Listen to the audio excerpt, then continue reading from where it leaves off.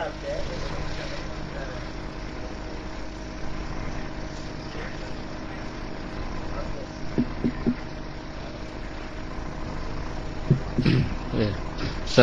warahmatullahi taala wabarakatuh. Alhamdulillah rabbil alamin, wassalatu wassalamu ala asyrafil mursalin wa ala alihi washabbihi ajma'in. Rabbi shrah li sadri wassir li amri wahlul 'uqdatam min lisani yafqahu qawli. Alhamdulillah, syukur kepada Allah Subhanahu wa taala karena diberikan kesempatan kepada kita untuk meneruskan ibadat puasa kita bagi tahun ini. Dan hari ini termasuk hari yang ke-26. Jadi kita hari ini kebetulan duduk dalam bulan puasa yang merupakan penghulu kepada segala bulan. Dari pula ialah hari Jumaat yang merupakan penghulu kepada segala hari. Jadi kita agak mudah-mudahan puasa kita akan diterima dengan baik oleh Allah Subhanahu Wa Taala dan kita boleh meneruskan puasa ini sehingga sempurna dan dapat merebut sebanyak-banyak peluang yang disediakan oleh Allah Subhanahu Wa Taala untuk bekalan kita apabila kita balik bertemu dengan Allah Subhanahu Wa Taala suatu ketika nanti. Hari ini kita sambung sedikit lagi perbincangan kita dalam buku Min Fiqhid Daulah fil Islam, yang mana dalam 2-3 kuliah yang lalu kita telah bicarakan tentang kedudukan politik dalam Islam dan juga kedudukan negara seperti mana yang dikenaki oleh Al-Quran dan Sunnah Rasulullah Sallallahu Alaihi Wasallam. Dan kesimpulan yang kita boleh buat daripada perbincangan kita ialah bahawa Islam dan politik ialah suatu perkara yang tidak dapat dipisahkan antara satu sama lain, sebagaimana manis tidak boleh dipisahkan daripada gula dan masin itu tidak boleh dipisahkan daripada garam. Hari ini kita masuk pada bahagian seterusnya dalam perbincangan buku ni, iaitu bila kita bicara tentang negara Islam dulu, tanggungjawab kita sebagai orang Islam dan juga tanggungjawab negara dalam Islam ni ialah untuk melaksanakan amar ma'ruf dan nahi mungkar. Itu tujuan yang paling utama. Kenapa kita orang Islam perlu mewujudkan sebuah negara Islam? Ialah untuk membolehkan kerja-kerja amar ma'ruf dan nahi mungkar, iaitu menyuruh orang buat benda yang baik dan meninggalkan benda yang mungkar ni dapat dilaksanakan dengan baik dan berjaya. Kerana kalau tidak ada kuasa politik yang kita sebut negara pada hari ini, kita tidak boleh melaksanakan banyak perkara-perkara ma'ruf dan kita tidak boleh mencegah banyak perkara mungkar. Seperti mana yang kita tengok pada hari ini, bila Islam tidak menjadi dasar kepada negara dan apabila kerajaan yang ada di Malaysia ini tidak ditegakkan di atas dasar agama, maka banyak perkara-perkara yang bercanggah dengan agama, ya dari istilah kita panggil mungkar, berlaku dalam peringkat tinggi, peringkat menengah dan juga di peringkat masyarakat, dan tidak dapat kita cegah. Kita tidak dapat cegah kerana kuasa itu tidak ada. Dan kadang-kadang pula kuasa politik yang ada ini melindungi perbuatan-perbuatan yang tidak baik yang berlaku dalam masyarakat. Contoh yang paling mudah yang saya kena ulang lah, kita tengok contoh dalam enactment agama negeri-negeri ini, ada suasa diberi kepada majlis agama ataupun pihak penguat kuasa agama untuk mengambil tindakan kepada orang-orang yang buat benda yang bercanggah dengan Islam, orang yang mendedahkan aurat, orang yang terlibat dalam pertandingan ratu cantik, yang minum arak, berjudi. Tapi apabila pihak agama membuat tindakan menangkap orang-orang ni, maka pemimpin-pemimpin kerajaan sendiri mengkritik pihak berkuasa agama dan mengambil tindakan kepada penguat kuasa agama, seperti mana berlaku di Selangor, terutamanya berlaku di beberapa buah negeri lain. Apabila pihak penguat kuasa agama menahan orang Islam yang terlibat dalam pertandingan ratu cantik, maka kerajaan marah pula kepada majlis agama, kepada jabatan agama, dan menegur perbuatan tersebut. Ini contoh yang paling mudah yang berlaku dalam masyarakat kita.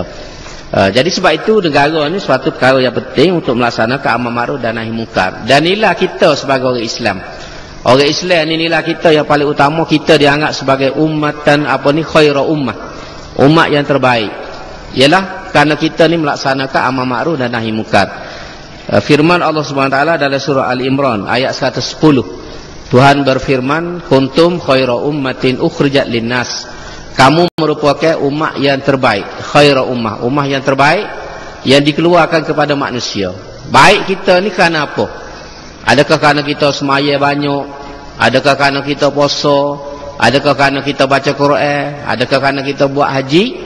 Tuhan tak sebut waktu. Ciri yang menjadikan kita ni khairu ummah ialah dua ciri ni Tuhan sebut dalam ayat ni. Tuhan kata kuntum khairu ummatin ukhrijat linnas ta'muruna bil ma'ruf. Kamu menyuruh orang dibuat benda yang baik. Wa tanhauna 'anil munkar, dan kamu melarang orang daripada buat benda yang mungkar. Dua ciri inilah yang menjadikan kita orang Islam ni sebagai umat yang terbaik. Bukan kerana semaya, sebab semaya itu sifat asas. Sifat asas kepada kita. Orang Islam ni dia kena semaya. Bukan kerana dia puasa, kerana puasa tu sifat asas kepada dia. Tetapi mesti ada satu sifat yang lebih baik, yang membezakan daripada orang lain. Umat dulu pun semaya juga, walaupun semaya dia tidak serupa kita. Umat dahulu juga puasa, walaupun puasa dia tidak serupa kita. Tetapi kita ni menjadi umat yang terbaik kerana apa? Kerana ta'muruna bil ma'ruf. Kita suruh orang buat benda ma'ruf, benda yang molek. Lepas tu wa tanhauna 'anil munkar, kita cegah orang buat perkara yang mungkar. Wa tu'minuna billah, dan asas kepada amar ma'ruf nahi mungkar ini ialah iman kita kepada Allah Subhanahu wa taala. Jadi kalau kita orang Islam hari ni, hamba tuan-tuan semua ni, kalau kita nak jadi khairu ummah yang sebenarnya, kita mesti melaksanakan tugas amar ma'ruf nahi mungkar.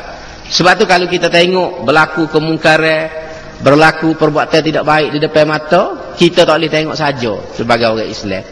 Kalau kita tengok benda tak kena berlaku, kita tak boleh elok. Kita setakat kemampuan yang ada pada kita secara individu, secara masyarakat dan secara negara, kita kena ambil tindakan kepada perkara-perkara yang tidak kena yang berlaku dalam masyarakat. Dan inilah tugas kita yang paling besar, yang tidak dapat dibuat oleh orang lain. Umat-umat terdahulu, umat Bani Israel sebagai contohnya, gagal untuk menjadi khairu ummah, umat yang terbaik, antaranya kerana dia tidak melaksanakan amar ma'ruf nahi munkar. Sehingga dalam Quran Tuhan cela Bani Israel dalam satu ayat surah Al-Maidah ayat 78-79. Tuhan kata lu'inal ladzina kafaru min Bani Israel ala lisani Daud wa Isa bin Maryam dzalika bima asaw wa kanu ya'tadun kanu la yatanahawna am munkarin fa'aluhu labi'sa ma kanu yaf'alun. Telah dilaknat mereka yang kufur daripada kalangan Bani Israel melalui lidah Nabi Daud dan juga Nabi Isa bin Maryam. Kenapa Bani Israel ini dilaknat? Kenapa orang-orang Israel ini dilaknat oleh Tuhan? Ialah zalika bima asaw. Pertama ialah kerana mereka ni deraka kepada Tuhan, langgar perintah Tuhan. Banyak perkara lah kalau kita baca dari Quran tu, Tuhan cerita. Sebab itulah kisah Bani Israel ini sentiasa diulang. Hampir semua surah kalau kita baca, kita jumpa kisah Bani Israel ini pasal teruk berdoa. Penyelewengan dia, kemungkaran dia, penderakaan dia kepada Tuhan itu terlalu banyak. Maka sebab tu dia ni dilaknat bima asaw, kerana penderakaan yang mereka lakukan pada Tuhan. Wa kanu ya'tadun, dan mereka ni melampaui batas. Dalam tindak tanduk dia banyaklah melampaui batasnya. Antaranya gapo? Di segi perbuatannya hak besar. Dalam ekonomi dia memperkenalkan riba. Dia buat hukum riba ni tak boleh sama-sama Yahudi, tapi boleh kepada orang yang bukan Yahudi. Maka sebab tu dia dalam urusan niaga dia memperkenalkan riba. Dalam konteks kita sekarang ni kita panggil interest ataupun usury. Usury tu tepat USURY. Usury itu riba yang dicela oleh Al-Quran. Dan inilah punca masalah ekonomi yang besar dalam dunia hari ini. Puncanya kerana riba. Sebab tu sehari dua ni kita baca saat khabar bank. Bank punuh jana bank. Bank boleh jatuh, hancur bank. Syarikat-syarikat perniagaan yang besar boleh tumbang. Punca yang paling besar dalam ni dunia menghadapi krisis, antaranya krisis keuangan. Selain daripada krisis makanan yang semakin mahal, harga minyak yang tinggi walaupun turun tapi 10 sen, tak padan dengan naik 75 sen. Patut turun 80 sen baru padan. Ni turun 10 sen. 10 sen gaya-gaya ni wak gapo dia dah. Baik, jadi krisis keuangan yang berlaku pada hari ini puncanya kalau kita tengok betul-betul kerana sistem riba yang mendominasi urusan keuangan dunia pada hari ini.